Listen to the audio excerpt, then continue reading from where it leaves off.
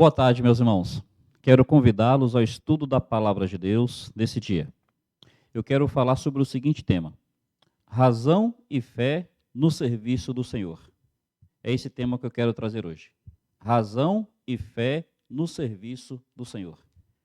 Não sei como as pessoas foram levadas a achar que quando fala do serviço de Deus, do trabalho de Deus, que a razão e a fé não andam juntas.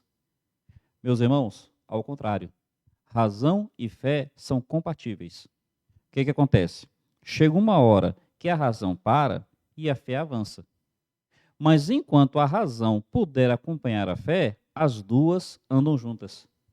Aí nós vamos perceber que em algumas situações, as pessoas, em nome da razão, faltam a fé. E outras vezes, em nome da fé, parece que querem negar a razão. Não, meus irmãos. Na Bíblia, na caminhada com Deus, razão e fé andam juntas. É claro, chega uma hora que a razão para e a fé avança. Mas enquanto a razão puder confirmar a fé, elas andam juntas. Observe, por favor, João capítulo 6. A partir do versículo 5, nós temos um milagre da multiplicação dos pães. Diz aqui a partir do verso 5. João 6, a partir do verso 5. Então Jesus, erguendo os olhos e vendo que grande multidão vinha ter com ele, disse a Filipe: onde compraremos pães para lhes dar de comer? Mas dizia isto para o experimentar, porque ele bem sabia o que estava para fazer. Respondeu-lhe Filipe: não lhes bastariam 200 denários de pão para receber cada um o seu pedaço.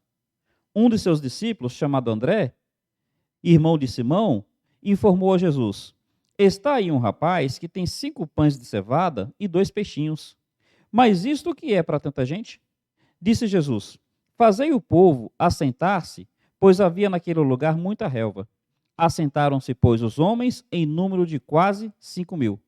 Então Jesus tomou os pães, tendo dado graças, distribuiu entre eles, e também, igualmente, os peixes quanto queriam. E quando já estavam fartos, disse Jesus aos seus discípulos: recolhei os pedaços que sobraram, para que nada se perca.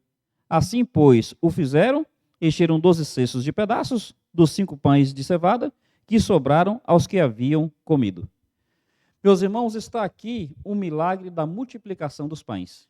E a gente vai perceber aqui o princípio da razão e da fé no serviço do Senhor. Como é que o trabalho de Deus é feito? Como é que a obra de Deus avança? Como é que a igreja do Senhor deve proceder? Como é que cada crente deve lidar? Deve lidar com esses 2 princípios: o princípio da razão e o princípio da fé. Um não exclui o outro, e um não impede o outro.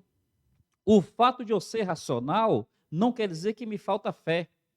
E o fato de eu querer dar passos de fé não quer dizer que eu negue a razão. Vejamos aqui, nesse texto, então, como é que esses 2 princípios caminham juntos.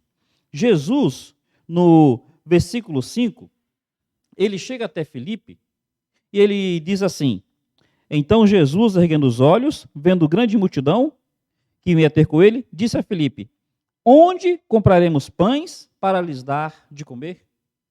Percebe que nessa pergunta, Jesus está convidando Filipe tanto ao raciocínio quanto a um passo de fé. Meu irmão, para pensar nisso. Quando Deus coloca diante de nós uma determinada situação, um desafio, uma circunstância, o Senhor quer nos convidar a raciocinar e a dar passos de fé.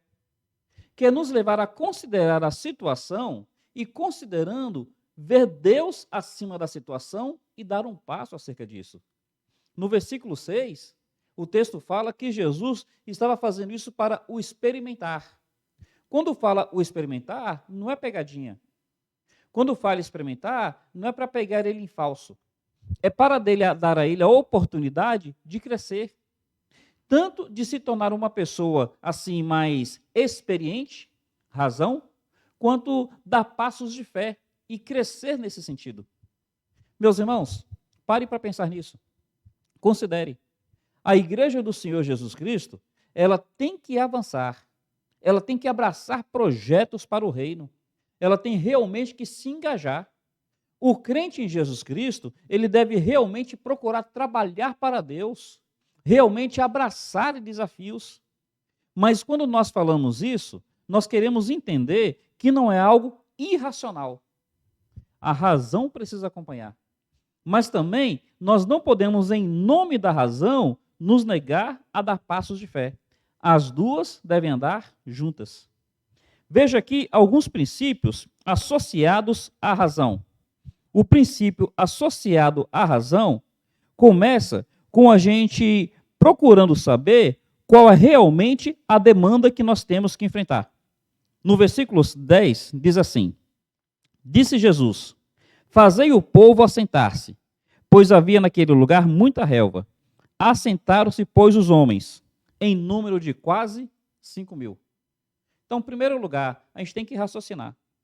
Qual é a demanda? Qual é o desafio? E raciocinando a demanda, o desafio, a gente tem que procurar saber o que está acontecendo realmente. Quantas pessoas precisavam ser alimentadas? Vamos entender primeiro. 5.000 homens. Eu gosto de enfatizar isso. 5.000 sem contar mulheres e crianças. Os homens, geralmente, eles representam 1/4 da população. Então, contando as mulheres e as crianças, como os homens são 1/4, seriam cerca de 20.000 pessoas. 20.000 pessoas precisavam ser alimentadas. É essa a sua demanda. É esse o seu desafio. Trabalhe com a razão. O que precisa ser feito? O que está diante de mim? O que precisa ser superado? E, considerando a demanda, a gente precisa também ter uma percepção dos custos. Olha, para atender essa demanda, qual seria o custo para resolver esse problema? E aí o texto vai dizer, um pouco antes, o versículo, desculpem, às vezes eu me perco um pouco quando a Bíblia tem a letra um pouco menor. No versículo 7, diz assim: Respondeu-lhe Felipe, não bastariam 200 denários. Então a gente tem a demanda. A demanda é 5.000 homens, sem contar mulheres e crianças. Daria cerca de 20.000. Diante da demanda, qual é o custo? Quanto é que eu preciso para atender essa demanda? Estou trabalhando com a razão. Aí eles veem que eles precisam cerca de 200 denários. Para atender essa demanda, eu preciso desse recurso. Mas o fato é que eu tenho a demanda, eu não tenho o recurso. Trabalhando com a razão ainda, para depois a gente dar um passo de fé. Já que a demanda é essa e eu não tenho um recurso, Jesus manda eles saberem o que eles têm realmente. Observe o que diz um pouquinho abaixo. Versículo 9. Está aí um rapaz que tem 5 pães de cevada e 2 peixinhos.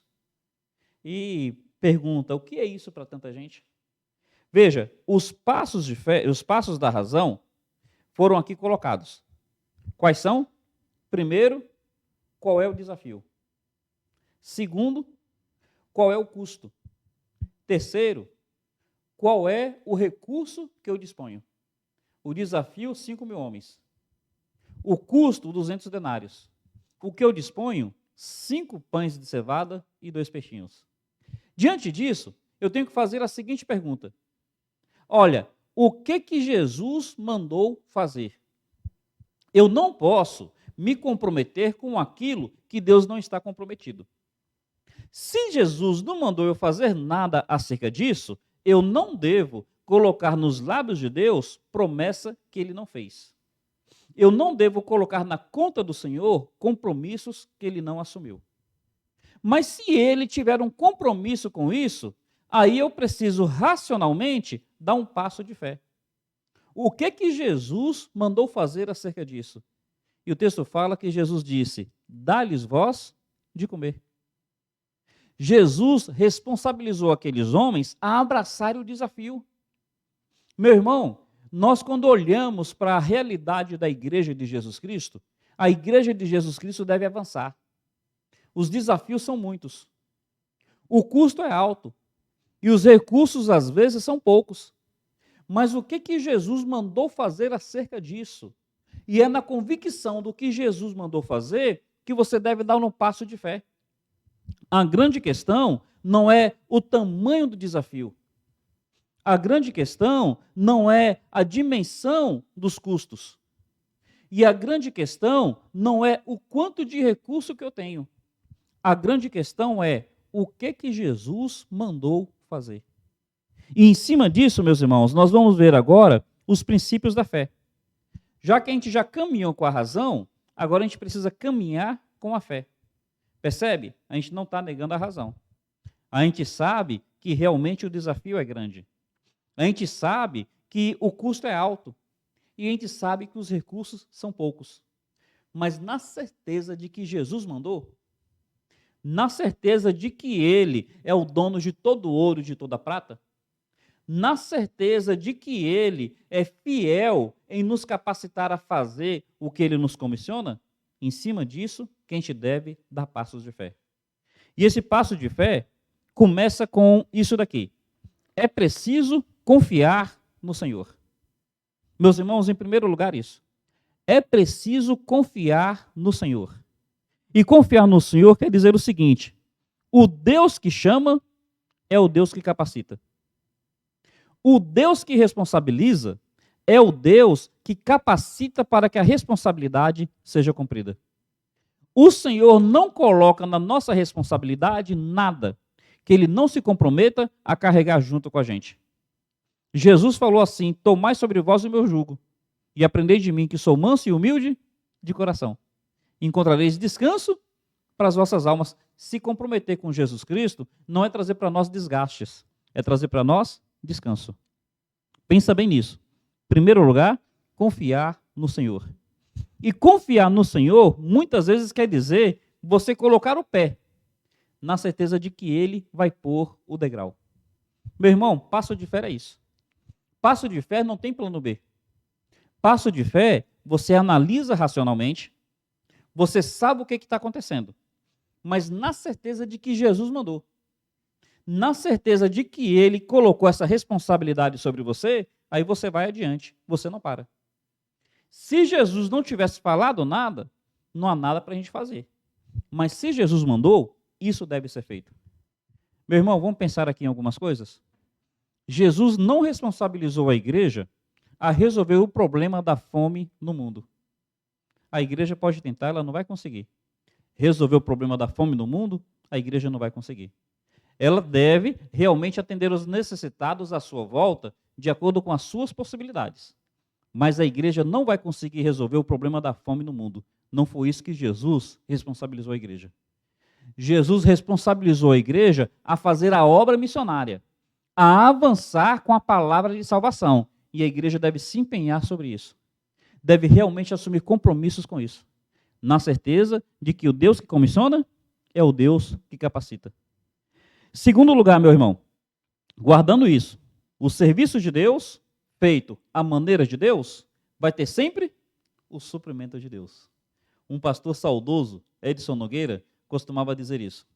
O serviço de Deus, feito à maneira de Deus, vai ter sempre o suprimento de Deus.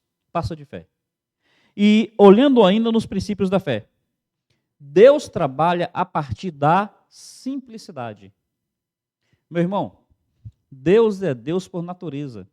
Ele não precisa fazer nada espantoso para mostrar que é Deus. Como é que o Senhor vai suprir essa demanda? O texto aqui diz que havia um menino, um anônimo. Observe aí o verso 9. Está aí um rapaz, tem tradução que fala um menino, que tem 5 pães de cevada e 2 peixinhos. Olha a simplicidade. Primeiro, um menino, um anônimo. A Bíblia nem faz questão de dizer o nome. Segundo, 5 pães de cevada. Não eram nem pães de trigo. Para mostrar o quanto que esse menino era simples, o quanto que esse menino era pobre.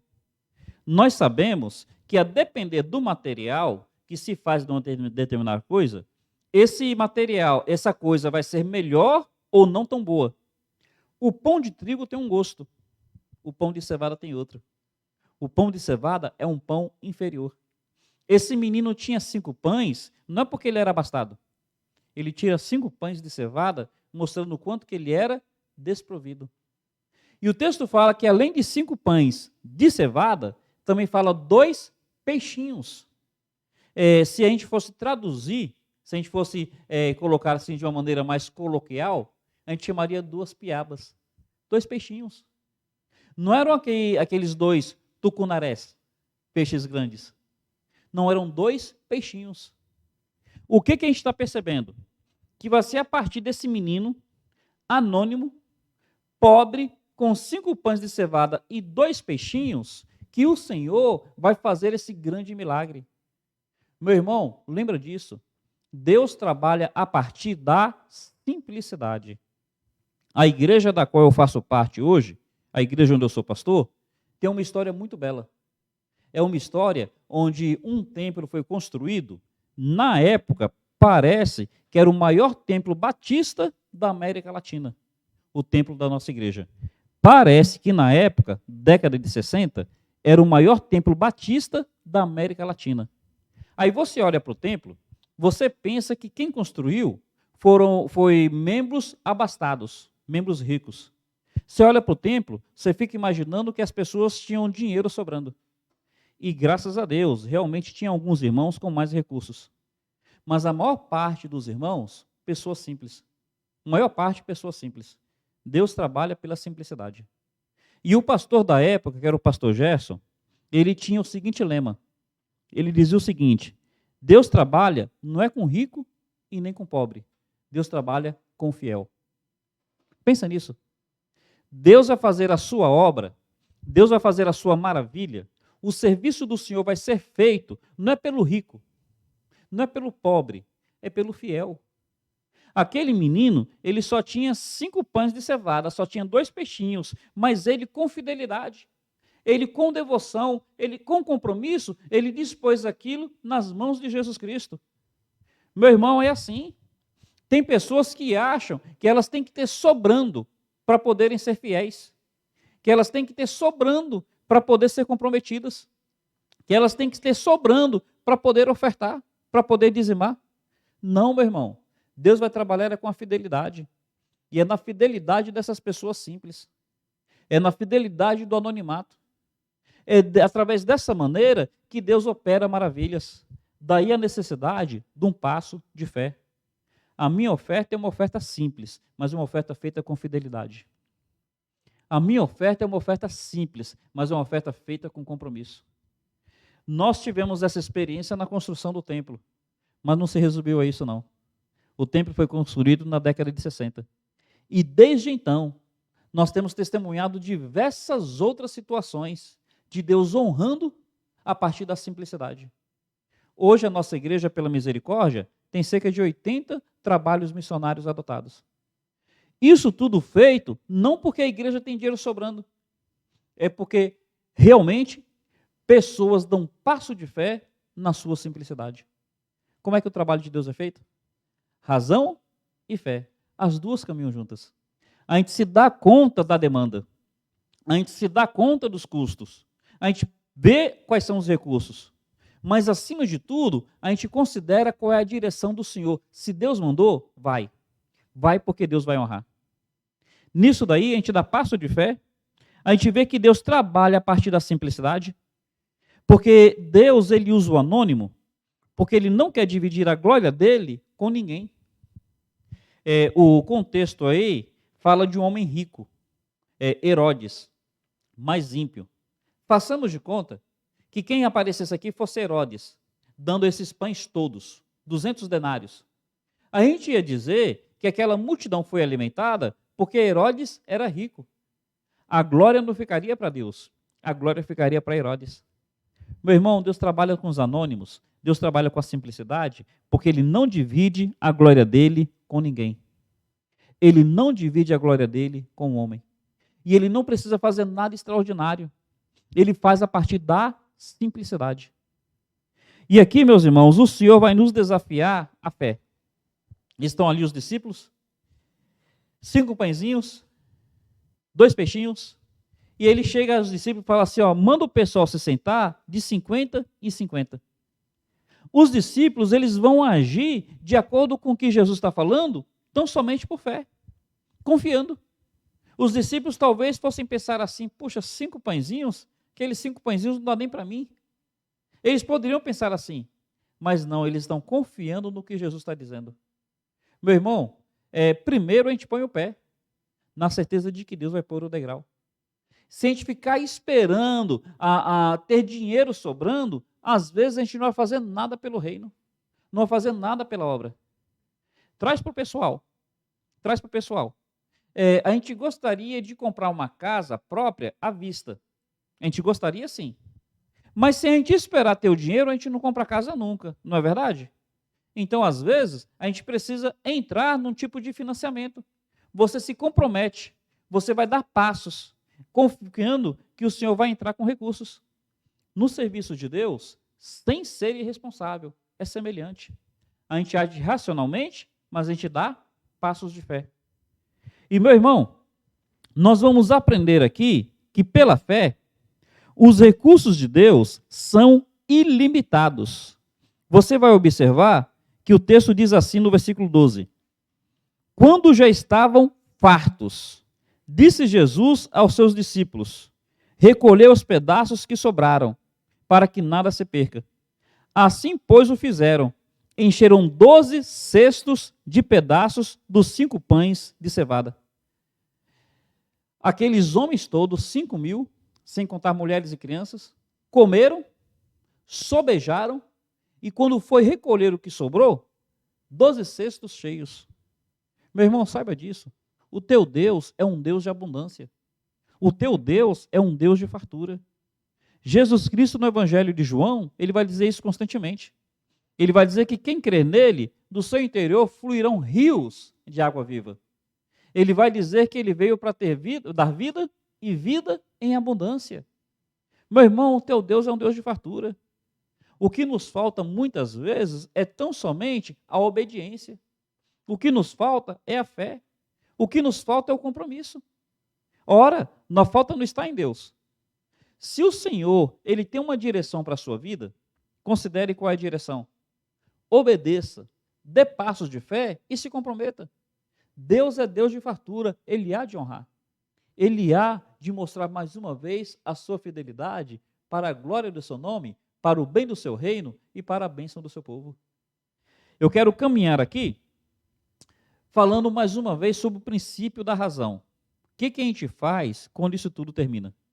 O texto fala que Jesus mandou eles recolherem o que havia sobrado. Sabe o que eu percebo? Eu percebo o seguinte, que é preciso economizar. Meu irmão, mais uma vez a gente volta à razão.